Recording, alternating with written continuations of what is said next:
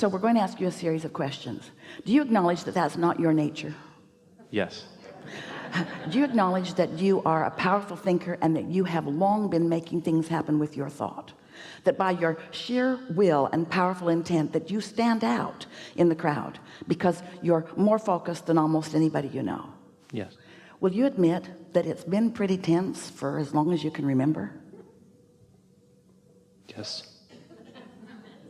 And are you now getting it, that that tension, while you've earned it, and it is admirable in a physical environment where the harder you try and the more you sacrifice and the more effort you make, the more you're rewarded from the puny little pile, that there's not steady, continuous bliss and satisfaction and ease and flow and a feeling of worthiness and blessedness in that.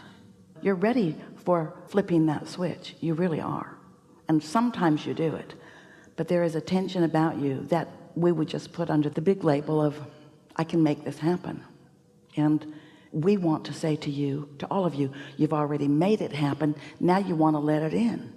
But when you say, I can make this happen, then you're still trying to make it happen, which means you're not ready to let it in, which means everything that's queued up for you can't get in because you're still trying to make it happen. And when you're making it happen, you're still considering the contrast. Well, you can launch rockets all day, every day, and there is a certain satisfaction in that. But oh, compared to getting in this flow of divine intervention, divine cooperation, where all that is, who knows everything that you desire and all of the reasons behind it, and where every piece of satisfaction is. Did you notice? Every piece of satisfaction, not every piece of the puzzle that'll move it along, every piece of satisfaction. So our question is, can you accept, we know it feels like we're sort of bullying you into this, but it's because we feel it's so powerful. Can you accept that? Your Honor, Abraham is leading the witness.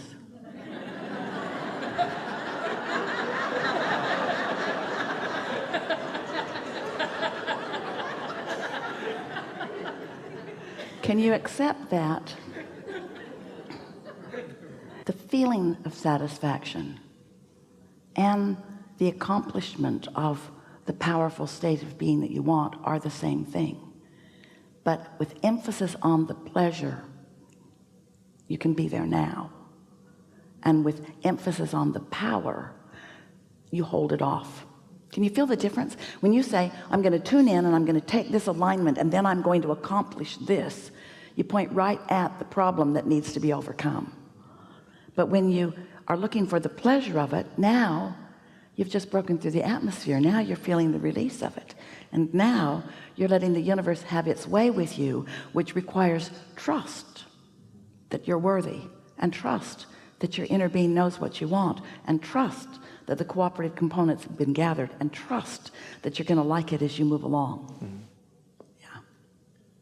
Yeah, and as you're using the word trust, I'm realizing that I don't. Mm-hmm. You know why? Expectation. People let you down. You put your trust in others who don't hold you as their steady object of attention. This is what happens with almost all of you. You trust another human to make you their priority, and it defies the selfish nature that all are born with. Everyone is selfishly inspired because they are attracting to their point of attraction. And so what did we describe as we began today? You and you. Your inner being is you. Your inner being is attracting to you, you see. And so that's why we use words like trust the process, trust the feeling, trust the laws of the universe, trust the law of attraction. And in time, you will trust your worthy nature. You will trust the love that the universe has for you. You will trust the well-being of your life experience. You will trust it. Trust is the only word Esther can find that means what you will understand as we focus upon this.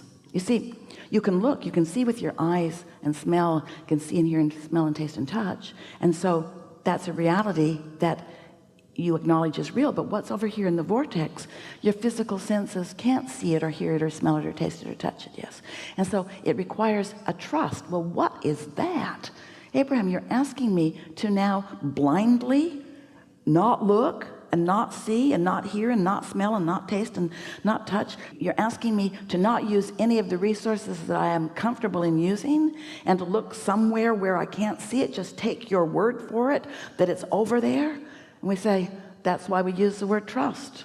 But in a little while, it won't be a stretch to trust it, because you will identify the feeling of love when it's there, the feeling of confidence. You'll come to rely or trust the emotions. So we've been appealing to your logic, and we want to help you combine with you. And as we explain to you the way the laws of the universe work, and then we speak to you about things that you can feel, like when we were talking about meditation, a lot of you got that. When we're talking about the feeling of release, you get that. When we're talking about moving towards something that feels good rather than away from what you want, which always feels bad, you don't have to trust your emotions. You understand that. You understand the difference between the way loving someone feels and the way hating someone feels. Have you ever, a same person, it's someone you know, and you say you love them in your life experience. I love this person, but you're talking smack about them. Do you know what talking smack about them feels like? You're just facing reality. We know.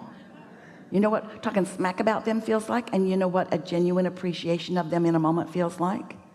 Do you know the feeling of goosebumps that sort of comes over you when you get focused upon something in alignment with your inner being? This isn't trust. This is stuff you know.